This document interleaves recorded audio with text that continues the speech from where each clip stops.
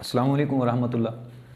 عزیز طلباء، کیسے ہیں آپ؟ یقیناً کل ہم نے ایک پچھلے لیکچر میں جو پڑھا علامہ اقبال کی نظم خطاب با جوانان اسلام، اس کے 4 اشعار ہم نے پڑھے تھے۔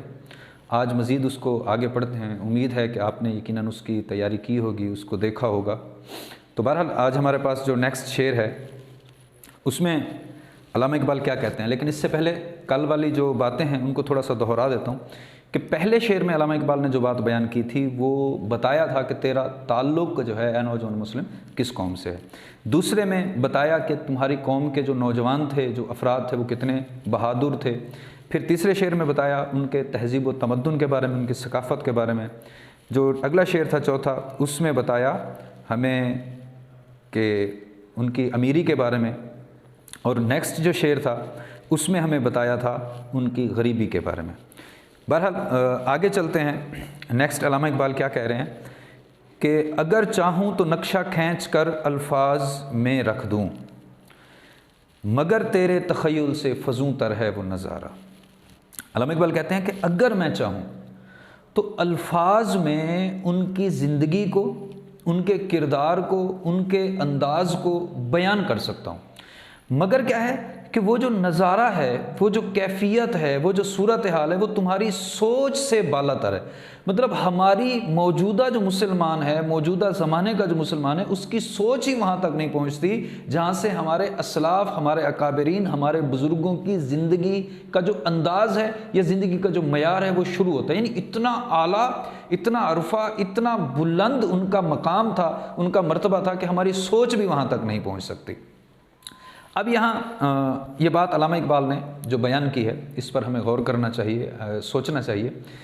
اب علامہ اقبال کا جو انداز ہے وہ ایک اندر سے ایک انسان کی کیفیت کو جگانے والا، انسان کی کیفیت کو بیدار کرنے والا، اس میں ایک احساس بیدار کرنے والا انداز ہے کہ میں بیان تو کر دوں ان کا انداز زندگی، لیکن وہ باتیں تمہیں سمجھ میں نہیں آئیں گی۔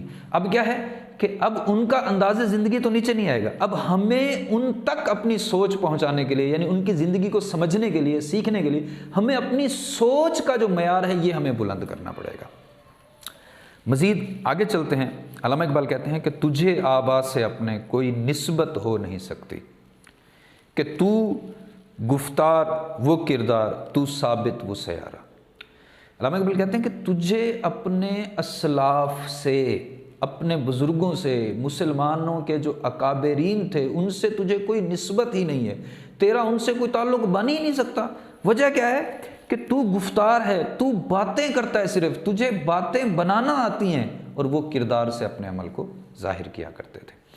آپ نے یقیناً سبق اپنی مدد آپ پڑھا ہوگا، تو اس میں بھی کردار کے حوالے سے سر سید نے بات کی تھی کہ جو شخصی چال چلن ہے، جو شخصی کردار ہے، یہ سب سے بہترین عملی تعلیم ہے۔ مطلب پریکٹیکلی جب ہم کسی شخص کو سمجھانے کی کوشش کریں گے تو پھر ہمارا جو شخصی چال چلن ہے، ہمارا جو کردار ہے وہ سب سے بہتر ہے۔ تو اور جو وہ لوگ تھے ان کا بھی جو انداز زندگی تھا، ان کا جو کردار تھا وہ بہت اچھا تھا۔ یعنی وہ کردار کے ذریعے، عمل کے ذریعے کام کیا کرتے تھے، اور ہم صرف باتیں ہی بناتے رہتے ہیں۔ پھر تو ثابت وہ سیارہ، کہ تو ایک جگہ پہ رکا ہوا ہے، تو منجمد ہو چکا ہے، تیرے اندر جذبہ نہیں ہے۔ اور وہ سیارہ وہ گھومتے تھے، یعنی وہ حرکت کرتے تھے، ان میں جذبہ تھا، یعنی وہ کوشش کرتے تھے۔ سادہ لفظوں میں اس کو یوں بیان کیا۔ عربی کا بھی ایک مقولہ ہے کہ السفر وسیلۃ الظفر، کہ سفر جو ہے وہ کامیابی کی کنجی ہے۔ اب سفر کا مطلب ایک جگہ سے دوسری جگہ سفر کرنا، یا سفر کا مطلب کوشش کرنا۔ ہم صرف باتیں تو کر سکتے ہیں لیکن ہم کوشش نہیں کر رہے۔ جب ہم کوشش ہی نہیں کر رہے تو پھر ناکامی ہمارا مقدر بن رہی ہے۔ ہم وہ سب کچھ کھو چکے ہیں جو ہمارے اسلاف سے ہمیں ملا تھا۔ اسی بات کو علامہ اقبال آگے کہتے ہیں کہ گوا دی ہم نے جو اسلاف سے میراث پائی تھی، سریا سے زمین پر آسمان نے ہم کو دے مارا۔ کہ ہمیں جو ہمارے اسلاف سے، ہمارے بزرگوں سے جو وراثت ملی تھی، جو میراث ملی تھی، اس کو ہم نے گنوا دیا۔ اب ذرا غور کرتے ہیں کہ وہ وراثت وہ ہے کیا۔ آپ لوگوں نے اپنی مدد آپ میں بھی یہی سبق پڑھا، کہ یہی بات پڑھی تھی کہ ہم افسوس کہ ہم نے پرکھوں کی جائیداد کو گرا دیا۔ اب ہمارے اسلاف کی وہ جو جائیداد ہے وہ کیا ہے؟ کیا وہ جاگیریں تھیں؟ کیا وہ بینک بیلنس تھے؟ کیا وہ گاڑیاں تھیں؟ نہیں، بلکہ وہ علم تھا، وہ ادب تھا، وہ حسن اخلاق تھا، وہ نبی پاک صلی اللہ تعالیٰ علیہ وسلم کا عشق تھا، وہ اللہ تعالیٰ کی محبت، اللہ تعالیٰ کا خوف، خشیت الہی تھی جو ہمارے بزرگوں سے ہمیں ملی۔ اب ہم نے اس کو گرا دیا، ہم نے اس کو گم کر دیا، ضائع کر دیا، تو پھر کیا ہوا کہ ثریا سے زمین پر آسمان نے ہم کو دے مارا کہ ہم ثریا پر تھے، عروج پر تھے، ترقی پر تھے۔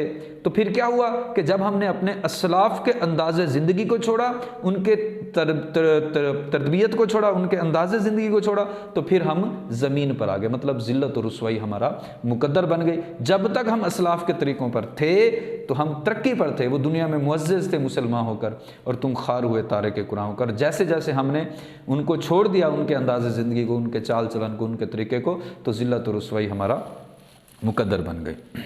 اب جب علامہ اقبال نے یہ باتیں کی تو وہاں کچھ ایسے لوگ بھی تھے جنہوں نے یہ بات کی، یہ جو اگلا نیکسٹ شعر ہے اس سے پہلے کا تھوڑا سا پس منظر بیان کر رہا ہوں کہ جی پہلے مسلمانوں کی حکومت تھی، ہمارا ایک انداز زندگی تھا یہاں، تو اب جب حکومت ہی نہیں رہی تو ہمارے پاس کیا بچا؟ تو پھر علامہ اقبال اسی بات کو بیان کر رہے ہیں کہ حکومت کا تو کیا رونا کہ وہ ایک عارضی شے تھی، نہیں دنیا کے آئین مسلم سے کوئی چارہ، کہ تم حکومت کرو نہ رہے تو وہ تو ہے ہی عارضی چیز۔ اللہ تعالیٰ قرآن مجید میں ارشاد فرماتا ہے سورہ آل عمران میں، غالباً آیت نمبر 104 ہے، کہ یہ جو چیز ہے یعنی حکومت جو ہے، حکومت کے جو دن ہے، یہ میں مفہوم عرض کر رہا ہوں، یہ تبدیل ہوتے رہتے ہیں لوگوں کے درمیان، مطلب آج کسی کی حکومت ہے تو کل کسی کی ہوگی، لیکن یہ حکومت کی بات نہیں ہو رہی، یہاں تو اپنے کردار کی بات ہو رہی ہے، یہاں تو اپنے اخلاق کی بات ہو رہی ہے، یہاں تو اپنے انداز زندگی کی بات ہو رہی ہے، یہاں تو اسلام پر عمل پیرا ہونے کی بات ہو رہی ہے۔ تو علامہ اقبال کہتے ہیں کہ تم حکومت کرو نہ رہو، حکومت تو ایک عارضی چیز ہے، آج نہیں ہے تو کل نہیں ہوگی، تو حکومت سے نہیں بلکہ اپنے کردار سے، اپنے اخلاق سے، اپنی سیرت سے مسلمان ہو جاؤ۔ وہ علامہ اقبال کا شعر ہے نا کہ خود ہی میں ڈوب کر غافل پا جا سراغ زندگی، میرا نہیں بنتا نہ بن اپنا تو بن۔ تو اب یہی بات علامہ اقبال نے اس شعر میں ہمیں بیان کی ہے۔ آگے چلتے ہیں۔ مگر وہ علم کے موتی کتابیں اپنے آبا کی، جو دیکھیں ان کو یورپ میں تو دل ہوتا ہے سی پارا۔ اب یہ جو شعر ہے اس کا بہت بڑا ایک تاریخی پس منظر ہے کہ ہمارے اسلاف کی کتابیں، آپ نے چوتھا سبق پڑھا ابو القاسم زہراوی، اس میں بتایا گیا کہ مسلمانوں کی جو قرطبہ میں ایک لائبریری تھی تو اس میں کتنا مطلب علم کا خزانہ تھا۔ اسی طرح بغداد میں بھی مسلمانوں کی لائبریری تھی، عروس البلاد، بغداد بڑی ترقی پر تھا، لیکن جب ہلاکو خان چنگیز خان نے حملہ کیا تو مسلمانوں کو قتل کر دیا گیا، تو کتابیں دریائے فرات میں ڈال دی گئیں۔ کچھ کتابیں جو سائنسی لحاظ سے اہم تھیں وہ انہوں نے اپنے پاس رکھ لیں۔ اب وہ کتابیں وہ لے کے گئے، انہوں نے اس پر تحقیق کی، ریسرچ کی، تو آج دیکھیں وہ سائنس میں کتنے آگے۔ تو علامہ اقبال وہی بات کر رہے ہیں۔ علامہ اقبال جب اسپین میں گئے انہوں نے وہاں جا کے ان کتابوں کو دیکھا جو ہمارے اسلاف کی لکھی ہوئی تھیں، تو اسی بات کو علامہ اقبال کہہ رہے ہیں کہ وہ کتابیں ہماری تھیں مگر وہ علم کے موتی کتابیں ہمارے آبا کی۔ جب میں نے ان کو یورپ میں دیکھا تو میرا دل ٹکڑے ٹکڑے ہو گیا، میرا دل ٹکڑے، مجھے یعنی دکھ ہوا کہ وہ ان سے ہمیں فائدہ اٹھانا چاہیے تھا، دوسرے لوگ فائدہ اٹھا رہے ہیں۔ اب اس کے بعد غنی کاشمیری کا جو شعر ہے تضمین کے طور پر علامہ اقبال نے استعمال کیا۔ میں نے پچھلے لیکچر میں بھی بتایا تھا کہ تضمین کا مطلب کیا ہے کہ وہ اپنے سے پہلے والے شعر کی وضاحت کر رہے، اس کی اپنی وضاحت نہیں ہوگی۔ تو اب یہاں کیا کہتے ہیں علامہ اقبال تضمین کے حوالے سے کہ غنی روزے سیاہ پیرے کنارہ تماشا کن، کہ اے غنی بد نصیبی دیکھو کینان کے بزرگ کی، یعنی حضرت یعقوب علیہ السلام کی بد نصیبی کا تماشا تو دیکھو کہ نور دیدہ یش، جو ان کی آنکھوں کا نور ہے، روشن کند چشمہ زلیخا را، کہ وہ زلیخا کی آنکھوں کو روشن کر رہا ہے۔ مطلب کیا ہوا کہ وہ کتابیں جن سے ہمیں فائدہ اٹھانا چاہیے تھا اس سے اہل مغرب فائدہ اٹھا رہے ہیں، اس کو اہل مغرب استعمال کر رہے ہیں اپنے مقاصد کے لیے، دنیاوی فوائد کے لیے، اور ہم نے اپنے اسلاف کے انداز زندگی کو چھوڑ دیا ہے۔ تو عزیز طلبہ، یہ ہمارا آج کا لیکچر، یہ نظم ہماری پوری ہوئی، آج کا ہمارا یہ لیکچر پورا ہوا۔ آپ اچھے طریقے سے اس کو تیار کیجئے، اس کی اچھے طریقے سے تیاری کیجئے، ساتھ کے ساتھ زیادہ محنت کے ساتھ کوشش کیجئے، کیونکہ اب جو کچھ بھی ہے وہ آپ لوگوں پر زیادہ ڈیپینڈ کرتا ہے۔ تو اللہ تعالیٰ آپ کا حامی و ناصر ہو۔ السلام علیکم ورحمۃ اللہ۔